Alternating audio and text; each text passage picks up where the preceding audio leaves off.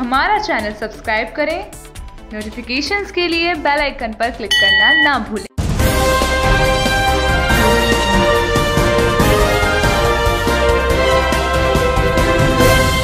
नमस्कार, 7i news में आपका स्वागत है और मैं हूं आपके साथ अमनदीप। आई नजर डालते हैं हमारी खास खबर पर।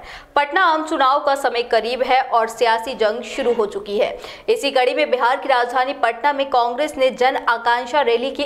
इस रैली में सरकार के खिलाफ तमाम विपक्षी दल एक मंच पर फिर से साथ नजर आए और मोदी सरकार के खिलाफ हमला बोला।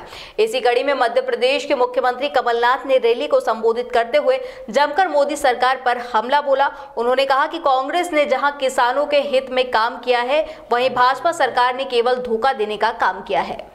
खुशी होती है आज यहाँ का उत्साह और जोश देखकर। मुझे इसलिए और भी खुशी होती है कि यहाँ पटना आकर मुझे अपनी जवानी भी याद आती है।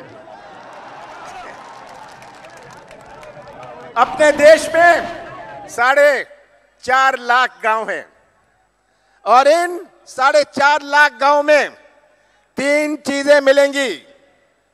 4.5 लाख गांव में एक तो पूजा का स्थल मिलेगा, दूसरा फूल का झाड़ मिलेगा और तीसरा कांग्रेस परिवार का सदस्यगण मिलेगा। तो आज जो ये भीड़ दिख रही है इस सभा में, जो आप सब आए हैं, ये लाए हुए लोग नहीं हैं, ये आए हुए लोग हैं। राहुल जी, लोकतंत्र का बहुत बड़ा उत्सव चुनाव होता है। हर चुनाव लोकतंत्र का उत्सव होता है। विधानसभा का चुनाव हो, लोकसभा का चुनाव हो, हमारे जिला परिषद का हो, पंचायत का हो, ये सब लोकतंत्र का उत्सव होता है। अभी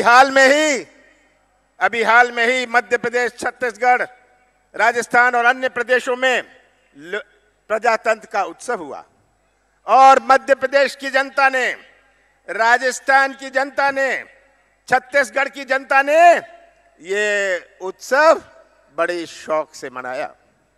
मध्य प्रदेश में 15 साल भारतीय जनता पार्टी की सरकार रही और मध्य प्रदेश को कहां घसीटा गया? बलात्कार में नंबर 1, बेरोजगारी में नंबर 1, किसानों की आत्महत्या में नंबर 1, महिलाओं पर अत्याचार पर नंबर 1। मध्य प्रदेश के भोले भाले लोग, मध्य प्रदेश के सरल स्वभाव के लोग ने फैसला किया कि उन्होंने जो तस्वीर देखी, जो सच्चाई देखी, ये तस्वीर और सच्चाई देख के फैसला किया और भारतीय जनता पार्टी के 15 साल की सरकार को घर बिठाया। राहुल जी ने आदेश दिया था कि कांग्रेस किस पटरी पर चलेगी। राहुल जी ने आदेश दिया था नौजवानों के बारे में, राहुल जी ने आदेश दिया था किसानों के बारे में, उन्होंने महिलाओं की सुरक्षा का आदेश दिया था और पहला काम मुख्यमंत्री का पद संभालते हुए हमने किसानों का कर्जा माफ किया। उन्होंने कहा कि मध्य प्रदेश में हमारी सरकार आने के बाद हमने पहला काम किसानों को कर्ज माफ करने का काम किया है। 30 लाख किसानों के कर्ज माफ किए जा चुके हैं। 3 मार्च के बाद बाकी के बचे 15 लाख किसानों के कर्ज माफ किए जाएंगे। मैं तो ये कहना चाहता हूं कि अगले 1 महीने में, आज 3 फरवरी है, 3 फरवरी है आज, 3 मार्च तक हम 30 लाख किसानों का कर्जा माफ हम करेंगे। ये राहुल जी का वचन था, राहुल जी ने आदेश दिया था। 3 मार्च के बाद जो बाकी लगभग 15 लाख किसान हैं, उनका कर्जा माफ करेंगे। आज सबसे बड़ी चुनौती, यहां मैं देख रहा हूं कि कितनी बड़ी संख्या में नौजवान हैं, नौजवानों में कितना उत्साह है, कितना जोश है। सबसे बड़ी चुनौती हमारा नौजवान और हमारा किसान है। हमारा नौजवान हमारे बिहार का और देश का निर्माण करेगा भविष्य में। और आज का भटकता हुआ नौजवान ये सबसे बड़ी चुनौती है हमारे लिए, हमारे देश के लिए, बिहार के लिए, मध्य प्रदेश के लिए। आज का नौजवान में अपनी सोच है, आज के नौजवान की दुनिया कुछ और है। हमारे जो बुजुर्ग बैठे हैं इनकी दुनिया कुछ और थी।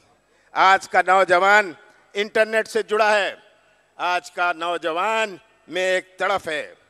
आज का नौजवान कोई ठेका नहीं चाहता, कोई कमीशन नहीं चाहता, वह तो अपने हाथों को काम चाहता है, व्यवसाय का मौका चाहता है। और मोदी जी ने क्या क्या बातें करी थी, कितने नारे दिए थे। मैं तो हर जगह एक ही प्रश्न पूछता हूं कि मोदी जी के नारे 5 साल पहले क्या थे? मेक इन इंडिया, याद है ना? Make in India, skill India, digital India, stand up India. यहां कोई है मेक इन इंडिया वाला? यहां कोई है डिजिटल इंडिया वाला? यहां कोई है स्किल इंडिया वाला? इतना बड़ा धोखा सबसे पहले मोदी जी ने हमारे नौजवानों को दिया। हमारे कृषि क्षेत्र में जितनी आत्महत्या अपने देश में होती है, जितनी आत्महत्या हमारे किसानों में अपने देश में होती है, उतनी अफ्रीका में भी नहीं होती।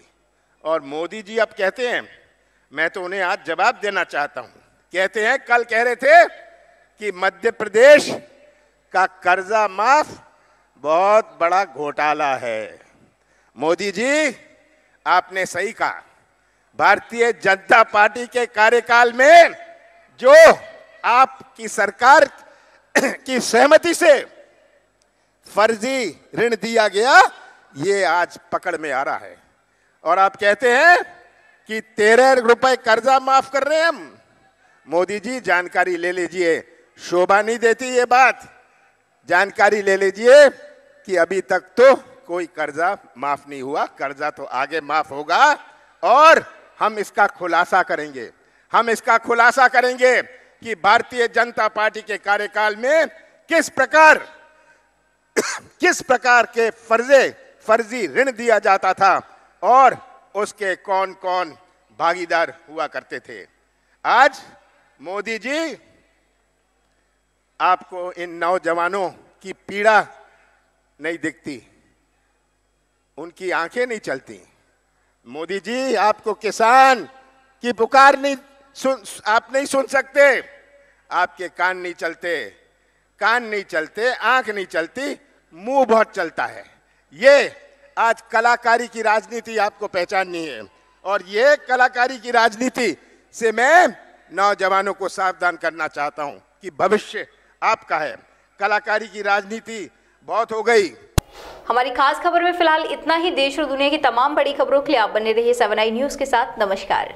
हमारे साथ जुड़े रहने के लिए हमारा चैनल सब्सक्राइब करें। नोटिफिकेशंस के लिए बेल आइकन पर क्लिक करना ना भूलें।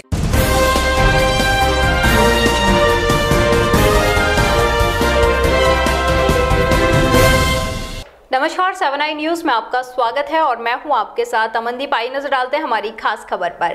कांग्रेस अध्यक्ष राहुल गांधी पटना में जन आकांक्षा रैली में शामिल हुए। इस दौरान तेजस्वी यादव ने कहा कि कांग्रेस अध्यक्ष राहुल गांधी में प्रधानमंत्री बनने की सब योग्यता है। तेजस्वी यादव ने कहा कि हम लोगों से सवाल पूछा जाता है कि क्या राहुल जी प्रधानमंत्री के काबिल हैं, तो हम सब लोग बोलते हैं कि कोई कमी नहीं है, इनमें योग्यता है प्रधानमंत्री बनने की। लेकिन मेरा कहना है कि कांग्रेस सबसे बड़ी पार्टी है, इसलिए आपके और कांग्रेस पार्टी के ऊपर जिम्मेदारी है कि कैसे और लोगों को जोड़े। तेजस्वी ने राहुल गांधी से यह भी आग्रह किया कि अगर प्रधानमंत्री बने तो बिहार पर विशेष कृपा बनाए रखें, क्योंकि बिहार एक गरीब राज्य है। रैली में राजस्थान के मुख्यमंत्री अशोक गहलोत, मध्य प्रदेश सीएम कमलनाथ, छत्तीसगढ़ के सीएम भूपेश बघेल, वरिष्ठ कांग्रेस नेता अहमद पटेल और कई बड़े पार्टी नेता शामिल हुए। इसी मंच पर तेजस्वी यादव और जीतन राम मांझी ने अपनी बात कही। तेजस्वी ने प्रधानमंत्री नरेंद्र मोदी को सबसे बड़ा झूठा बताते हुए कहा कि सबसे ज्यादा सौतेला व्यवहार प्रधानमंत्री नरेंद्र मोदी ने बिहार के साथ किया है।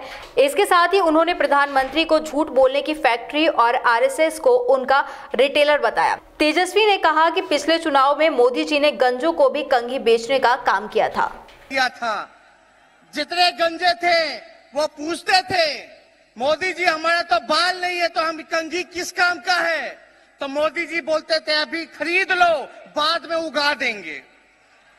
उसी प्रकार से अच्छे दिन आएंगे, नौजवानों को हर साल 2 करोड़ रोजगार देने का काम करेंगे।